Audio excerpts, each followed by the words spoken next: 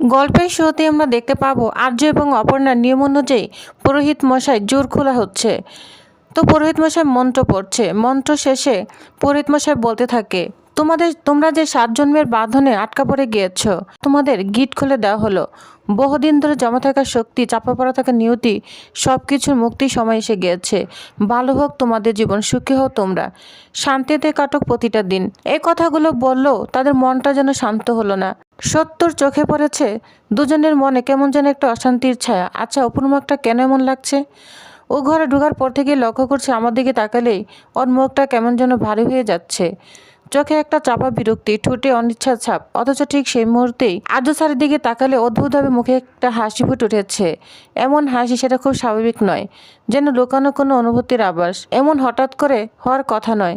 তাহলে কি দুজনের মধ্যে কিছু হয়েছে, নাকি এমন কিছু ঘটেছে যা এখনো কাউকে বলতে পারিনি? ব্যাপারটা আমাকে ভালো করে দেখতে হবে, শুধু অনুমান নয়, নিশ্চিত হতে হবে। তখন সন্তু হালকা স্বরে আর্য স্যারের দিকে তাকিয়ে বলে, আচ্ছা স্যার, একটা কথা বলি, আজ আপনার মুখটা কেমন যেন আলাদা লাগছে। তখন আর্য স্যার হেসে বলে, আলাদা মানে? আজ আপনাকে অন্যরকম লাগছে। অপুর মনটাও না কেমন যেন লাগছে। তখন আর্য স্যার বলে, কেমন আর লাগবে, ওই তো গিন্নি গিন্নি টাইপ লাগছে, বুঝতে পারছো না? স্যার, আপনার মুখের দিকটা তাকালেও কিন্তু কেমন জানি মনে হচ্ছে।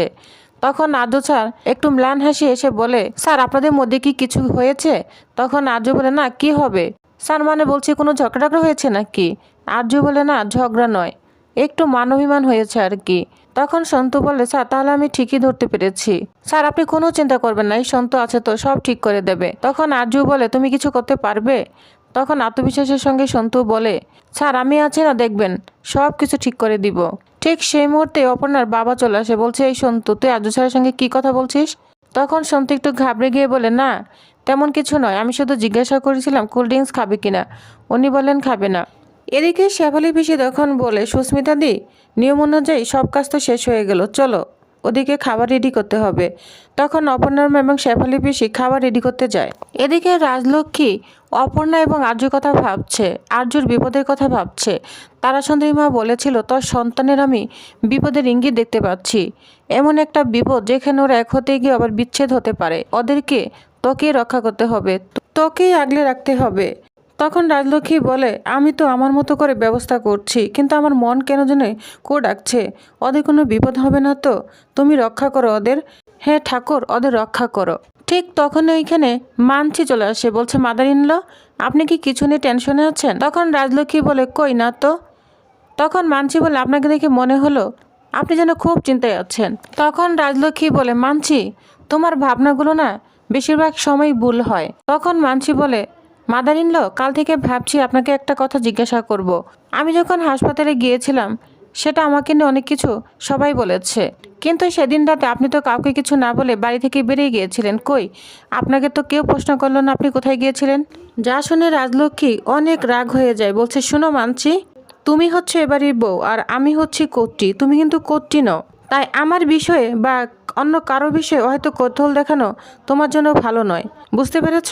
তখন তো মানছি অনেক মন খারাপ করে বলছে, মাদার ইন ল, আমি আপনার বিরক্তির কারণ হয়ে গিয়েছি। তখন তিনি শান্ত কণ্ঠস্বরে বলে, শোনো, আমি একটি কাজে বেরিয়েছিলাম, সেটা তোমার জানার কোনো প্রয়োজন নেই। এটা বলে রাজলক্ষ্মী ওইখান থেকে বেরিয়ে পড়ে। আর অন্যদিকে অপর বাড়িতে তো খাবার দাবারে হইচই পড়ে গিয়েছে। এদিকে অপর্ণা এবং আর্যর সামনে হরেক রকমের খাবার এনে দেয় এবং পাড়া প্রতিবেশী কাকিমারাও সুন্দর সুন্দর খাবার এনে দিয়েছে। তখনই খাবার খাবে আর্য এবং অপর্ণা ওই মুহূর্তে কিং করে সে বলে, 1 মিনিট আর্য, তুই খাবার আগে আমি একটু টেস্ট করে দেখব। তখন আর্য বলে, কি করছিস কিঙ্করিটা? তখন বলে, আমার কিচ্ছু করা নেই, মিসেস সিংহরায়ের একদম কড়া নির্দেশ। যা শুনে সবাই অবাক হয়ে যায়। তখন সুমি বলে, ঠিক আছে, কিঙ্কর ছাই তো খাবে, কোনো সমস্যা নেই, টেস্ট করুক। কিন্তু এটা পাড়া প্রতিবেশী কাকিমাদের খুব গায়ে লাগে। বলছে, কি আমরা কি আমাদের জামাইয়ের ক্ষতি করব? আমাদের বিশ্বাস করছে না। তখন তারা সবাই মন খারাপ করতে থাকে। ঠিক তখনই অপু বলে, কিঙ্কর স্যার, 1 মিনিট, আমি আমার কাকিমাদের চিনি, ওনারা এমন কোনো খাবার খাওয়াবে না যে স্যারের ক্ষতি হবে। তাছাড়া আমি বুঝতে পারছি আপনার চিন্তাটা, ঠিক আছে, আমি সব চিন্তা দূর করে দিচ্ছি, আগে আমি খাবো, তারপর আজও স্যার খাবে, তাহলে তো এ নিয়ে কোনো আপত্তি থাকার কথা নয়। তখন আর্য রেগে গিয়ে বলে, শোনো অপর্ণা, কিছুই তোমাকে খেতে হবে না, তোমার খাবার তুমি খাও, আমারটা আমি খাবো। তখন অপর্ণা চোখে জল নিয়ে বলে, আমি আপনার অর্ধাঙ্গিনী, সব কিছু আমাদের ভাগ করে নেওয়ার কথা, বিপদটুকু আমরা ভাগ করে নিব স্যার, এটুকু তো অধিকার আমার আছে, অন্তত এটুকু অধিকার আমাকে দিন। তখন কিঙ্কর বলে, অপর্ণা এটা কি করছো? তখন বলে, স্যার এটা আমি ঠিক করছি, এটা আমার অধিকার রয়েছে। তখন অপর্ণা খেতে থাকে।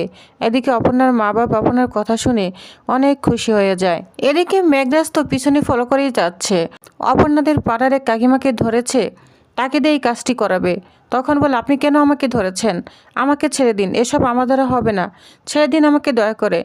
তখন মেঘরাজ বলে, আপনার ছেলে কোথায়? তখনই ওই কাকিমার বুকের ভিতরটা কেঁপে ওঠে, বলছে, আমার বাবু কোথায়? খুব ভয় পেতে থাকে। তখন মেঘরাজ বলে, আপনার বাবু কিন্তু এখন আমার লোকের কাছে, আমার লোকদের স্পষ্ট নির্দেশ দেওয়া আছে, আপনি যদি আমার কথা মতো কাজ না করেন তাহলে জীবন্ত অবস্থায় কখনো আপনার ছেলেকে দেখতে পাবেন না। যা শুনে তো পুরোই ভয় পেয়ে যায় ওই কাকিমা। তখন বলে, আপনি আমার ছেলে কোনো ক্ষতি করবেন না, আমি অনুরোধ করছি। তখন মেঘরাজ বলে, এবার আপনি ভাবুন, পাড়ার মেয়েটাকে বাঁচাবেন না নিজের ছেলেকে বাঁচাবেন। এদিকে অপর্ণাদের বাড়ির ভিতরে খুব খাবার দাবার আয়োজন চলছে।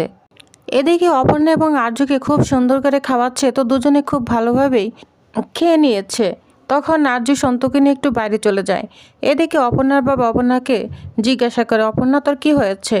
তখন বলে, বাবা কি আবার হবে, এই তো চুইটা হাতে ভারী লাগছিল, তো চুইটা খুলেই আমি আসছি, আমার কিচ্ছু হয়নি বাবা। তখন বলে, অপু তোকে আমি ছোটকাল থেকেই দেখছি, তোর মুখের কষ্ট না আমি বুঝতে পারি, আমার মনে হচ্ছে তুই কিছু একটা লুকাচ্ছিস। তখনই অপর্ণা কিছু একটা বলতে যাবে তার বাবাকে ওই মুহূর্তেই আর্য চলে আসে, বলছে, আপনারা কথা বলছেন, ঠিক আছে কথা বলুন। এই বলে আর্য এখান থেকে চলে যায়।